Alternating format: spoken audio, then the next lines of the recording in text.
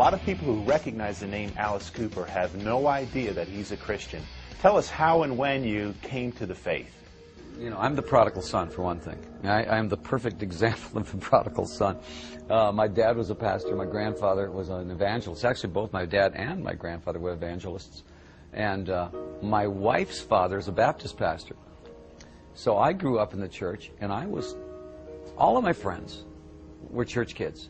I had so much fun. I mean, I was in church on Sunday, Wednesday night, Friday nights. I mean, all my social life was based around kids in the church, and that was great.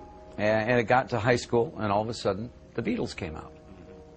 And I went, oh, well, that's kind of, you know. And I was a natural mimic, anyways. So I watched the Beatles, and I said, well, that would be fun to do. Being in a hit band with hit records and getting as big as we got is like winning the lottery about 3 times.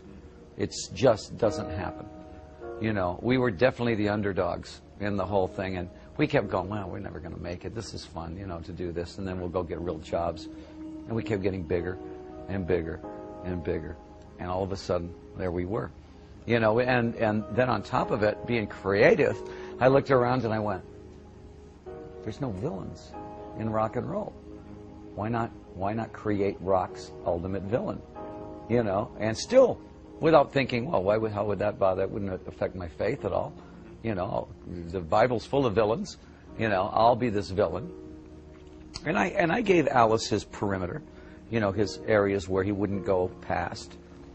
And I still find songs that from the first albums that are totally got Christian, all kinds of Christian bywords going all the way through it, you know, because it comes out of you what's in you. So songs like Second Coming and things like that were all pretty much always warning about Satan. That's really the core kind of message that's in the music, isn't it? It always has been. And the weird thing was, even though my image was the most scary, I terrified TBS, I think. Because of, first of all, they never heard my songs. I guarantee you. They never actually listened to my songs. Because almost everything I wrote was good and evil. Don't pick evil. You know, even when I wasn't Christian, I was saying that. You know, God and the devil. Don't pick the devil. It's a bad idea. You know. But, you know, all they saw was the image. All they saw was, and that was okay.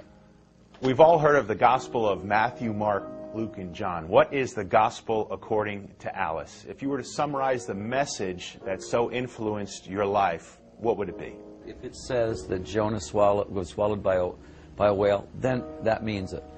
If it's, I don't believe this stuff where it's all, well, you know, it's just kind of, those are all parables, and they meant this. And no. I say if it says it, it meant it.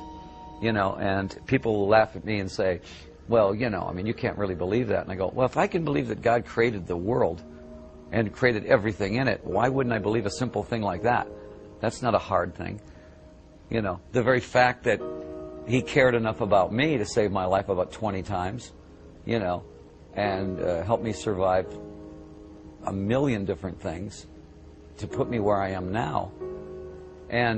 And then the challenge I have now, being a Christian in the rock business. You know, he kind of put me in the Philistines, in the camp of the Philistines, which is okay. What's that like? Well, you have to live your life every day. You have to live your faith. You know, I mean, I'm living in a world that's not my world. I know that, but I live in it, and I try to live my faith every day in it. If I can live, that's my testimony. I don't need to be going out. If somebody mentions, you know, my faith, I definitely talk about it in interviews and things like that. I mean, I'm very open about it. I'm never under a quilt about who I am.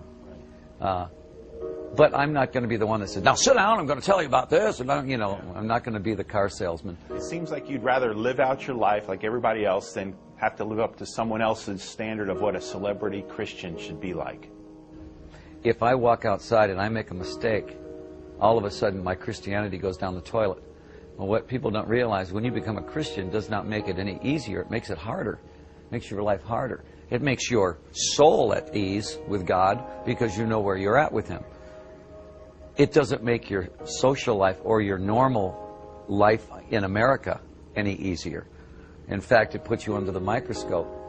Sometimes I think that, you know, TV evangelism is one of Satan's greatest weapons.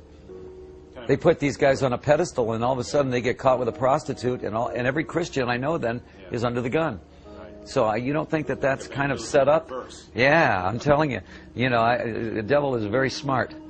He's not going to come out with the horns and the tail. He's going to come in as the slickest car salesman you ever saw. You know, and I've seen some pretty slick pastors on TV. Now, that's not to say they're all like that. I mean, I love Sproul. I love Stanley, Charles Stanley. There's a lot of guys there that I'll sit and I'll listen to and I'll go, okay, yeah, we're right on. Dead on the middle. You know, I got it. But every time I hear something that goes a little left of center, you know, what? What was that?